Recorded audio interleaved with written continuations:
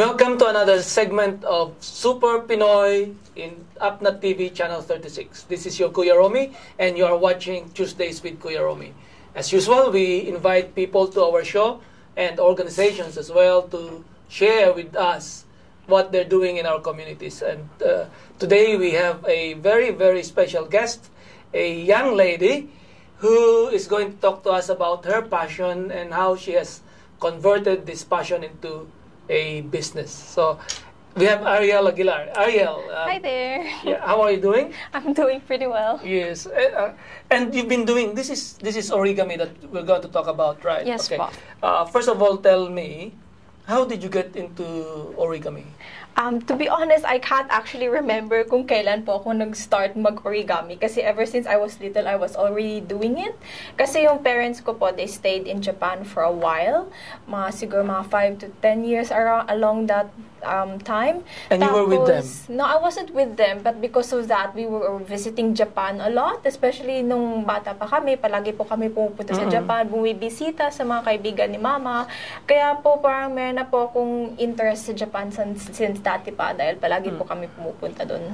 Yeah. So kailan nag-manifest? Kailan mo is there a moment where you said, I'm gonna do origami? I started thinking about something like this at the start of lockdown, the first lockdown last year. Kasi I was thinking po na I want to do something to create more funds during the lockdown because I wasn't working. But I wanted it to be something that I was passionate about. Because if you do something you're not passionate in, parang magiging chore po, it won't be something that is continuous. Yeah. So I was thinking, ano yung mga passions ko? Tapos my passion is only reading and origami. So I was thinking, maybe I could do something about my origami, make it into jewelry and accessories. Tapos doon po nag-start yung business ko. Yeah.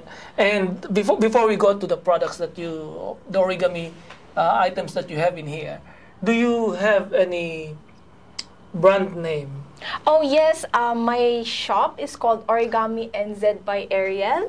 I actually do have a Facebook shop as well as Instagram and in other websites as well. Alright, so that's the part where you have converted your passion into business. The business, yes. Po.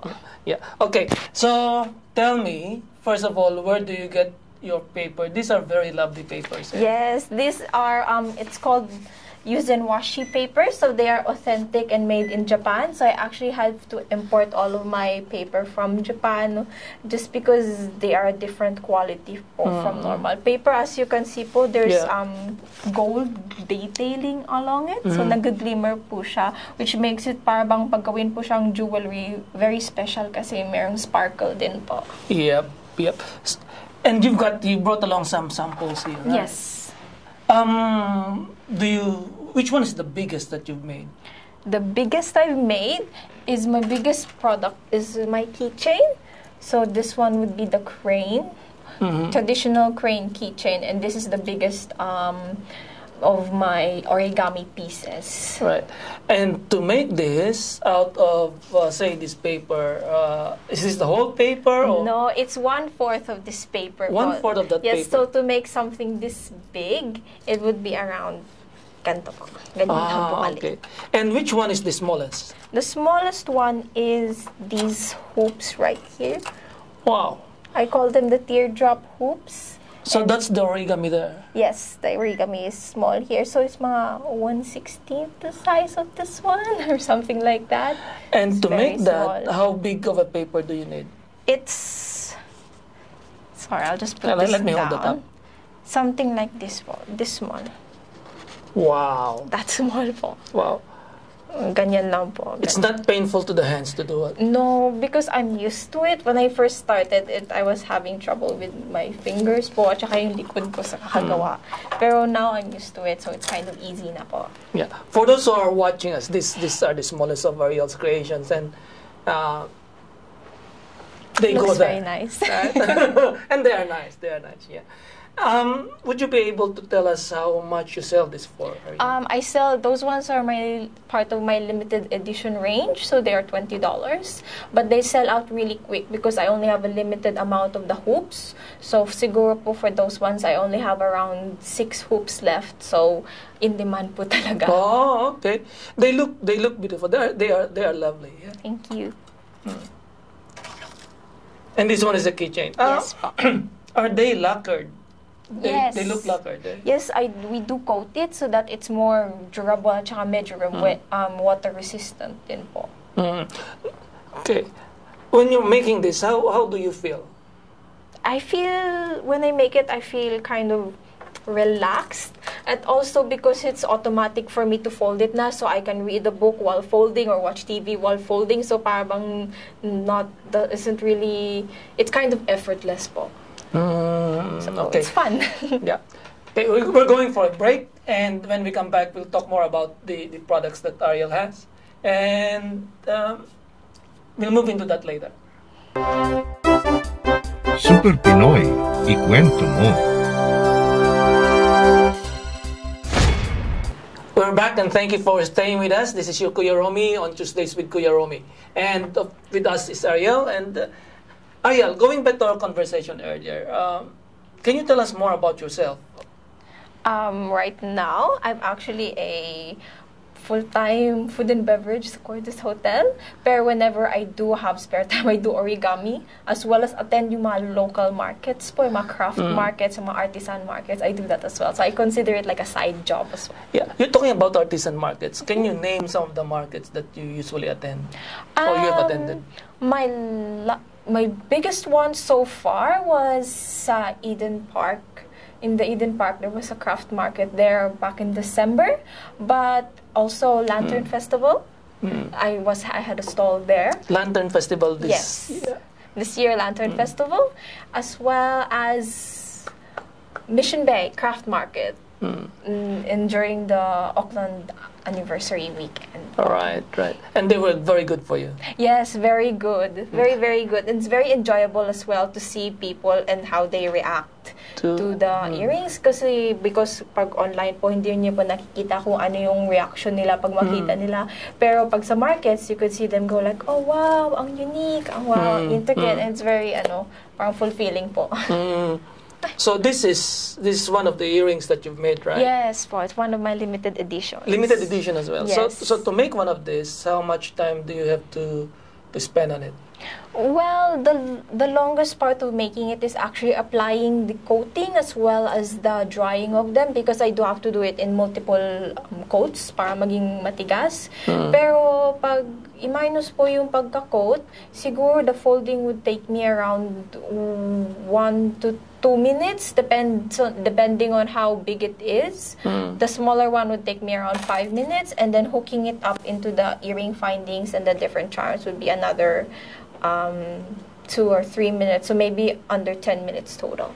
Except for all the coating and drying and everything. Yeah. Because that takes time. So how many items can you produce in a week? In a week po, I'm just gonna use the Christmas rush as example, because when during the Christmas time po, ang dami pong orders, I was able to reach around 100 pairs po siguro a week, just because there's so much demand for it po. 100 pairs a week. No, that's the maximum siguro po. And that's a very good business. Yeah. Yes. It is. I've actually, I do record it, and ever since last year, I have made, just this week, I have reached 1,000 pairs of earrings made po. So, naka 1,000 na po akong pairs na ganito, and it's not even a year yet, so I feel that's pretty good.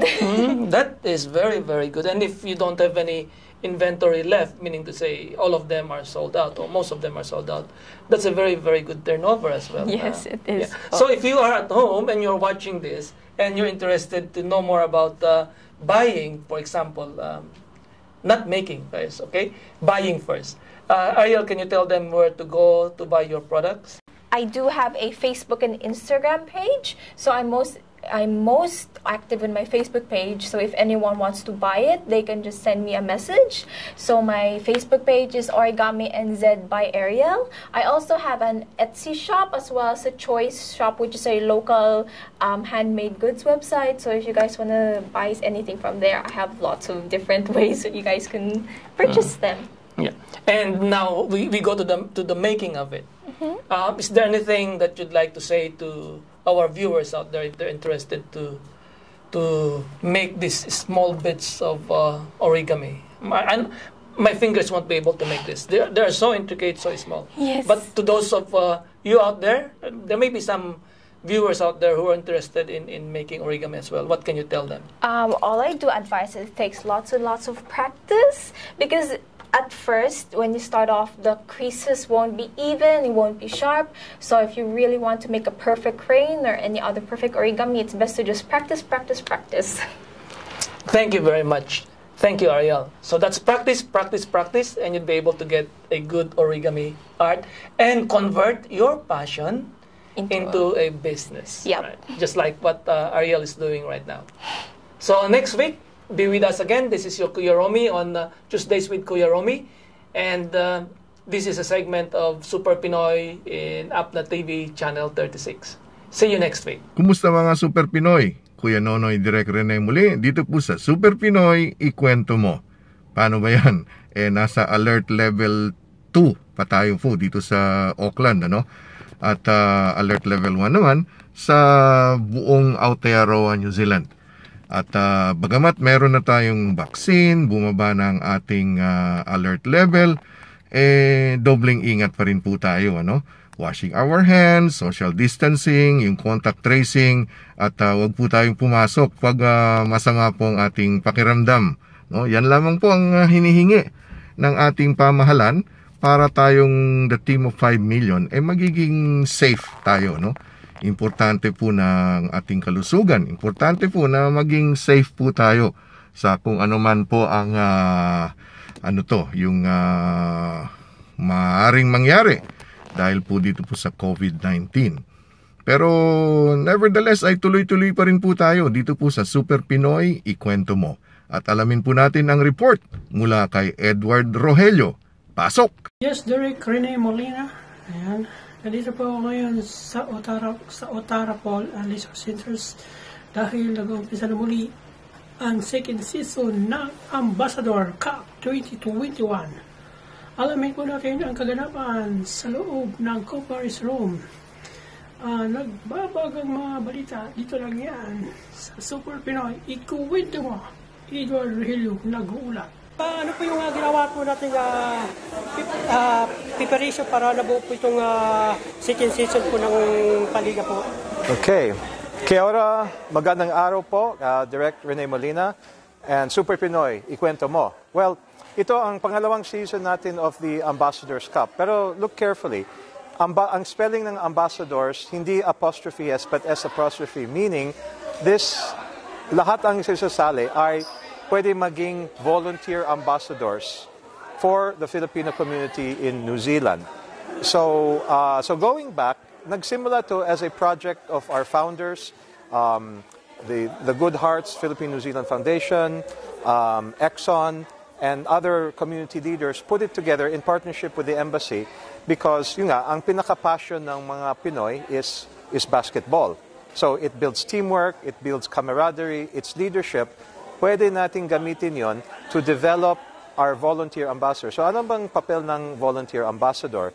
Sila like in the military, di ba sa atin, or itin dito sa New Zealand, yung military may tawag na reserve or auxiliary. Pang ganun yun. So ang purpose ng Ambassadors Cup is to, well, first of all, laking demand for basketball. Tayo nagkailang liga, maraming sasali. But why not have a new league, a new activity which will encourage the players to do more for the community. So ganon. So nagsimula tayo last year and there was supposed to be two parts. Yung paglaro ng basketball, pero the other part was a training. Hindi nagawa yon because of COVID, obviously.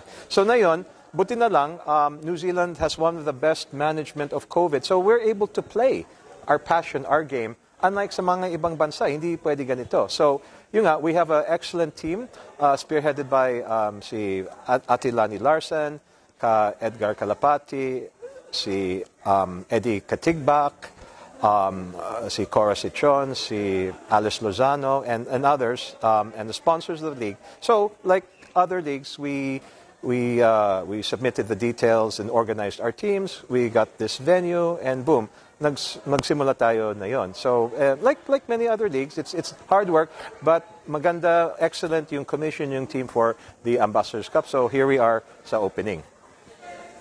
So, maliban na ang mga gagawin natin ngayong dumadami yung natin ngayong meron pang COVID. Okay, well, unang-una po, we are reliant on the New Zealand government and ang tinatawag na Team of 5 Million. I mean, lahat ng mamayan ng New Zealand are working together as a team to protect ourselves and to beat COVID-19. So, makinig tayo maigi sa mga directives ng government, like, for example, although actually more or less normal tayo sa New Zealand, except of course, sarado mga borders, and from time to time, may community transmission. So, for a few days, merong konting lockdown, yung tinatawag na alert level 3, di ba? Pero it was solved immediately. So, but still the basics, keep your social distancing. Pasok ko sa isang building, mag-log in yung sa Q code, wash your hands, avoid unnecessary gatherings and crowds. Yung basic na payo ng gobyerno. Just keep sensible and don't lose hope. Of course, let's pray to deliver not just New Zealand but Philippines and the whole world from the tragedy of COVID, and also stand by for the instructions dito sa New Zealand sa vaccination. Okay, maraming po napagbigyan mo kami yung ganyang Of course, anytime, Direct. And okay, maraming salamat. Nagbabagang mga balita, dito lang yan sa Super Pinoy. Ikuwento mo, Edward Rogelio, nag-uulat. Ating alamin ang kwento mula sa VOA News. 1 year ago, cities throughout the United States began to shut down because of the virus. Since then, more than 500,000 lives have been lost to the infection and nearly 29 million cases recorded, according to the Johns Hopkins University, which is tracking the global outbreak. The nation is now in a different place. President Joe Biden's $1.9 trillion economic relief package is moving ahead, having passed the Senate with no Republican support. The bill now heads to the House of Representatives. A third vaccine, this one from Johnson & Johnson, is being rolled out, behind ones by Pfizer, BioNTech, and Moderna. But there are concerns that some states, such as Texas and Mississippi, are moving too quickly, lifting mask mandates and fully opening up restaurants, saying it's up to people to take steps to keep safe, not the government.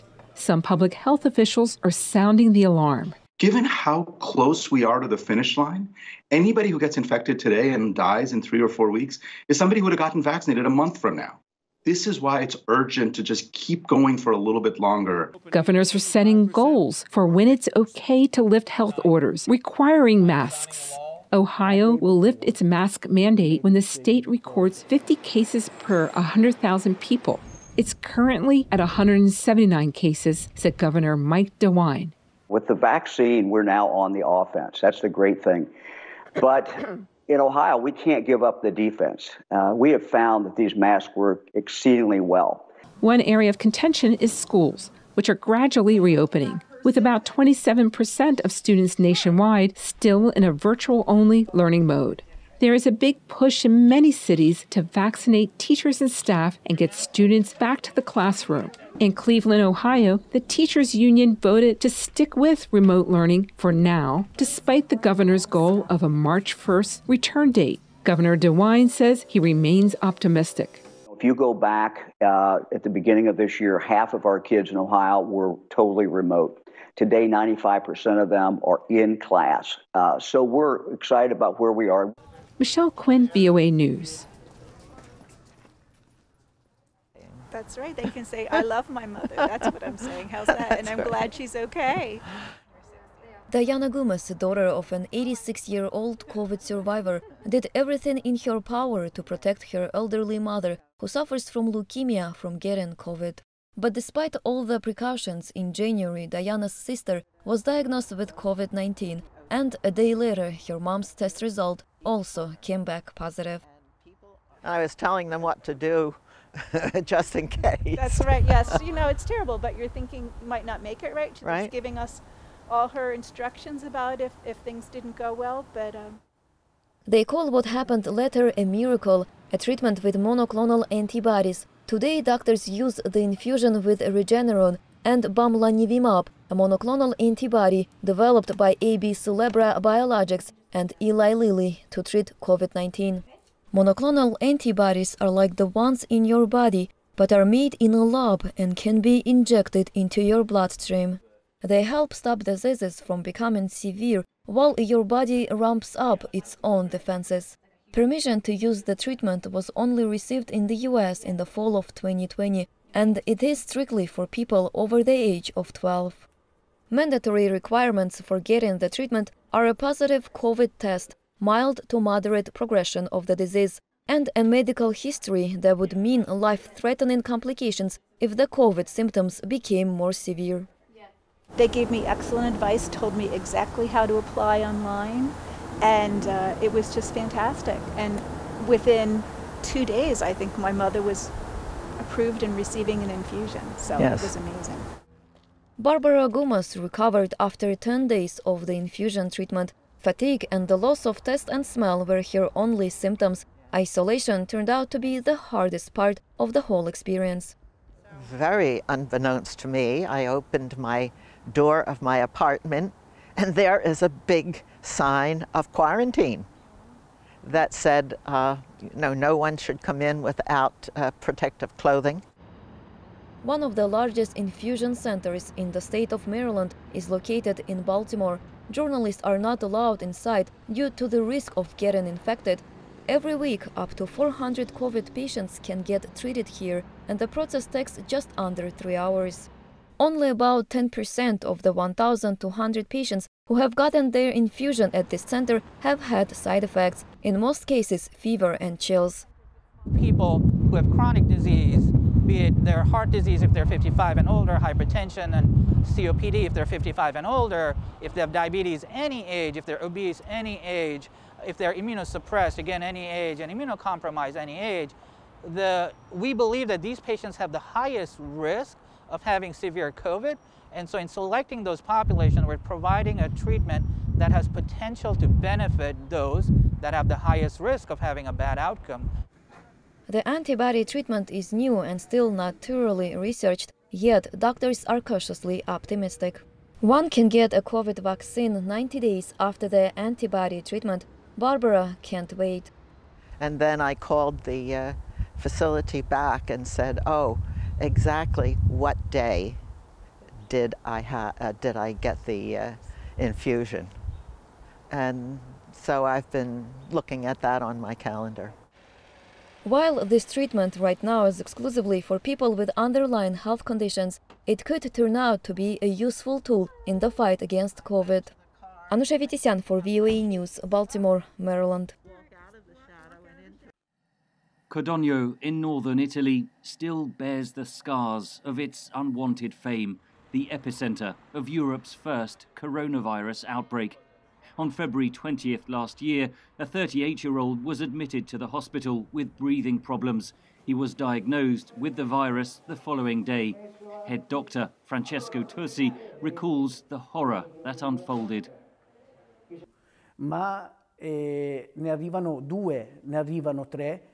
We heard about 1, 2, 3 cases, and we were immediately submerged with patients with serious breathing problems. They couldn't breathe.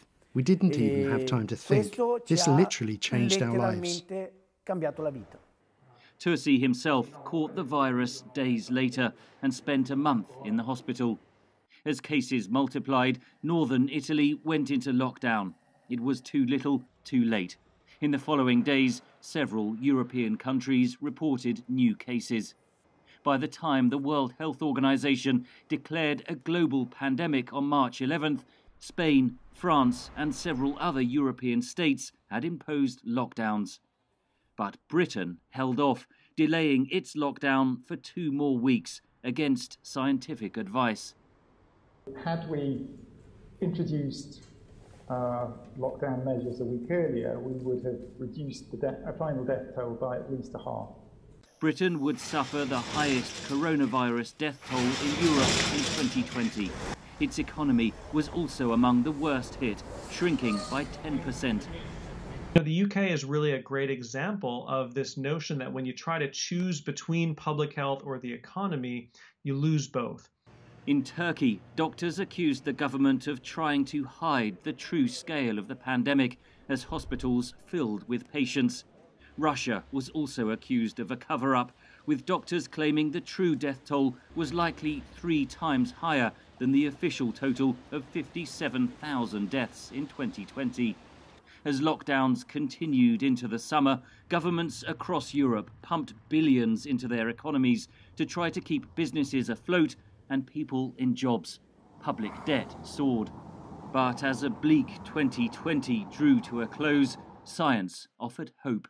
Medical trials showed that several vaccines offered remarkable protection against COVID-19, with Britain the first Western country to roll out a mass vaccination program. We cannot underestimate the scale of achievement that this has been, to go from the identification of a new virus and sequence it only in January of 2020 to 11 months later having a number of safe and extraordinarily effective vaccines.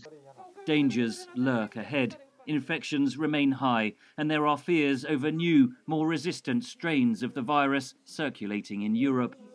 Back in Codogno, Dr. Terzi is still treating coronavirus patients. Like hundreds of thousands of other frontline workers, Terzi risked his life to help others survive. The pandemic has changed life in countless ways, and it's not over yet. Henry Ridgewell for VOA News, London. While employment has dropped across the world during the COVID-19 pandemic, the economic impacts on women have been particularly harsh, according to the United Nations. Women, who represent 70% of all healthcare workers, have been among those most affected by the pandemic and among those leading the response to it. Gender inequalities have increased dramatically in the past year as women bear the brunt of school closures and working from home. UN data show employment losses for women stand at roughly 5% globally, compared to 3.9% for men. Mothers and children were saying they didn't have anything to eat. That broke my heart. Why? I have lived like that, and as a mother, seeing your children hungry and not being able to give them something, even a candy or a bread, so at least they don't cry from hunger. In the United States, employment losses were particularly high among Black and Latina women, according to the CEO of a platform that promotes the careers of women of color. The industries in which Black and brown women heavily are employed by, so hospitality, leisure, some of those industries have a very high concentration of Black and brown women. And so in 2020, we realized that a lot of those industries were heavily affected. Therefore, it affected the women who were employed there, who are no longer employed. Despite facing economic challenges and shouldering the burden of childcare as schools close, women around the world have found ways to use their skills and inspire others. My son told me, "Mom, let's do something productive. Some YouTube channels they see don't teach anything. Let's teach them how to farm, or teach them something. Let's give them hope." We believe that women are strong and we can make a change. We too have abilities and can work alongside men. The theme of International Women's Day for 2021 is Choose to Challenge, a call to action for a more gender-equal world. For many women globally, the biggest immediate challenge may be to just stay afloat in a pandemic-ravaged world. Isha Sarai, VOA News.